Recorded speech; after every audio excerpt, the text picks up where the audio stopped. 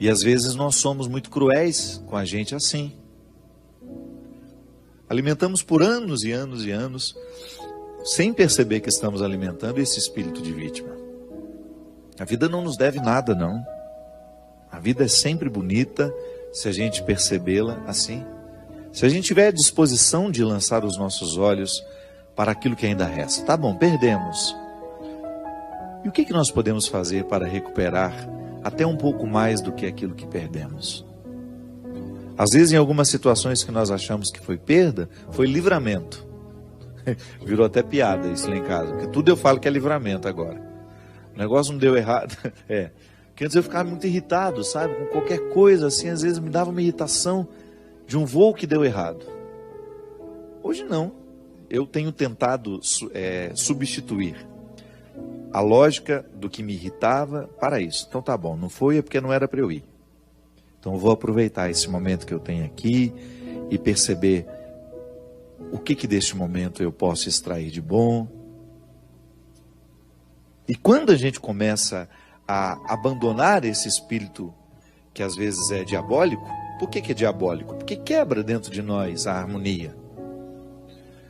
Diabolos, no grego, é tudo aquilo que nos separa, tudo aquilo que separa, tudo aquilo que quebra. Então eu tenho, muitas vezes, sentimentos diabólicos. Se eu fico olhando para a minha vida e me acho um pobrezinho, que foi vítima, coitadinho de mim, essa autopiedade, isso é diabólico. É um sentimento diabólico. Eu tenho mais é que arregaçar as mangas e ir atrás do que eu posso fazer ainda. E até mesmo reconhecer a parte que me cabe naquilo que não dá certo. Porque às vezes é uma sequência de erros. Deu errado aqui, deu errado ali. E eu não tenho a coragem de começar a olhar para o jeito como eu tenho feito as coisas. Às vezes é uma desarmonia que antecede todos os outros erros.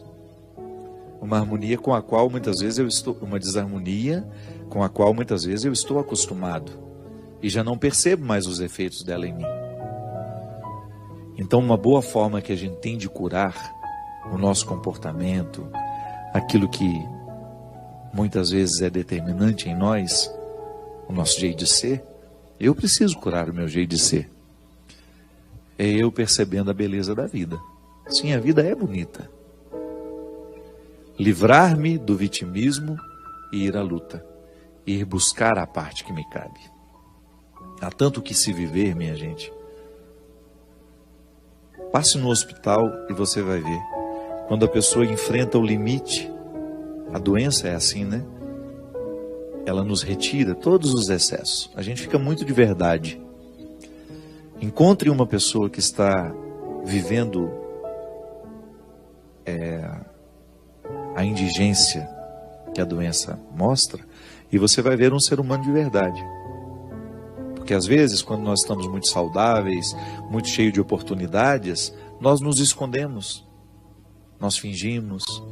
Agora, a doença não, ela arranca tudo de nós.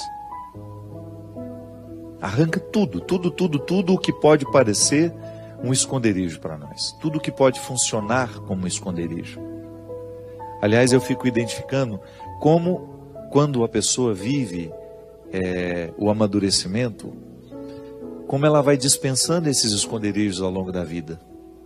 E como é bom conviver com essas pessoas que já não estão mais necessitadas dos esconderijos. Quando são elas e só. A maturidade faz isso com a gente. A gente vai dispensando os esconderijos que antes eram tão fundamentais para a gente dar conta de ser quem a gente quer ser. E aí o próprio movimento do tempo vai fazendo com que fique ao nosso lado quem de fato se interessou por nós e não pelas nossas cascas. Porque o sucesso é uma casca. Às vezes a pessoa se aproxima de você porque sabe que você é uma pessoa que deu certo na sua área, então é bom aparecer ao seu lado, é bom tirar uma foto com você, é bom demonstrar aos outros que ela é sua íntima, que ela é sua amiga, mas na verdade ela não está interessada em quem você é. Ela está interessada na casca que você tem, que ajuda ela a ter uma outra casca, que possa ser interessante. Hoje nós vivemos nessa época, né? Onde nós nos demonstramos tanto, nos mostramos tanto.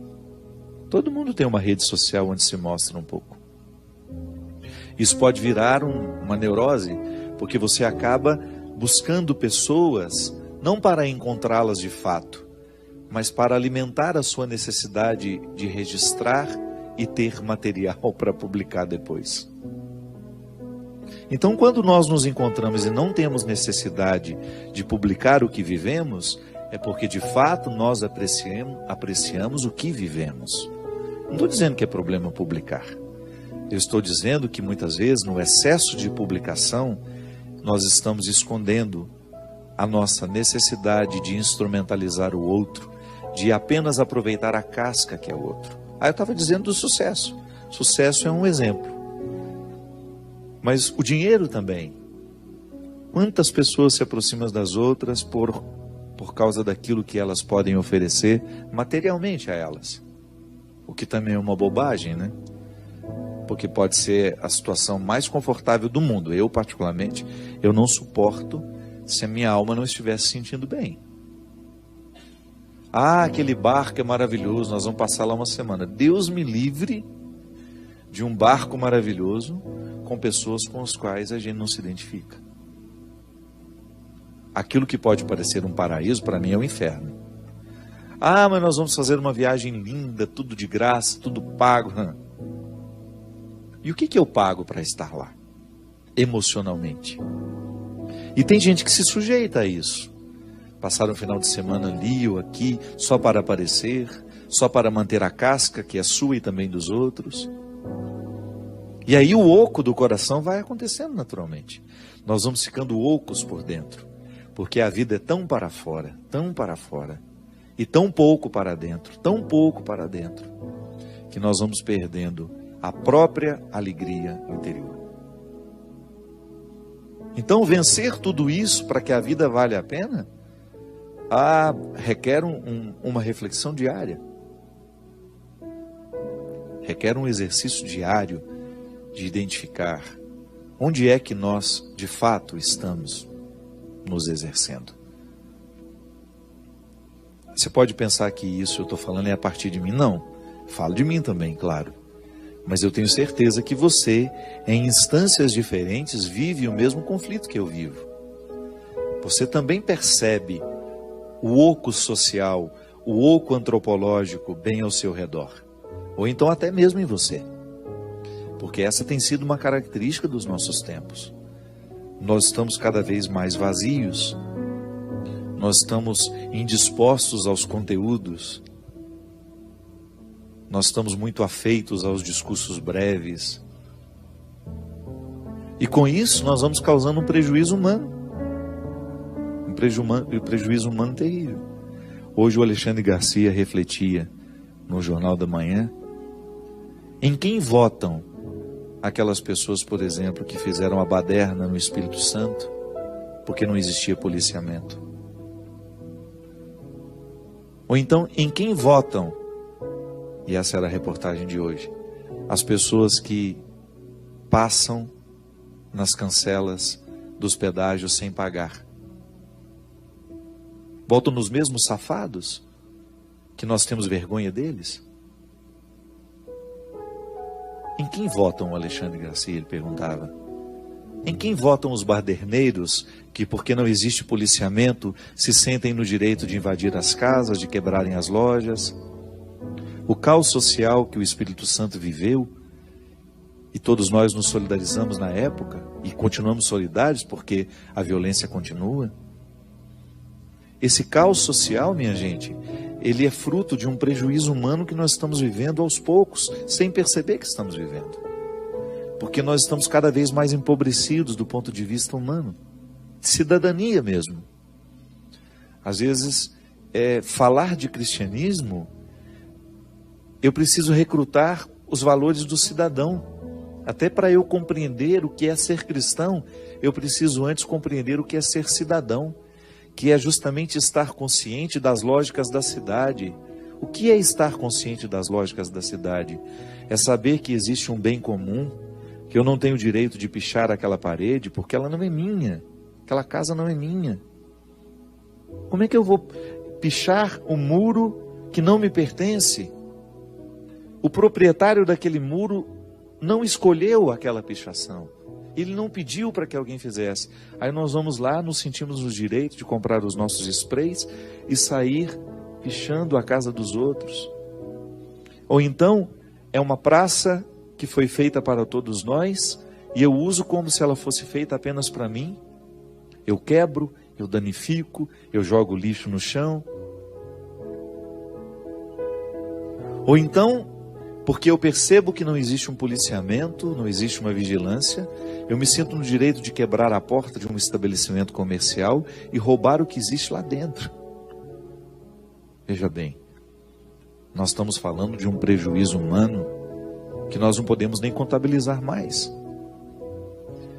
Porque é aqui que nós estamos ficando pobres, com a qualidade das pessoas.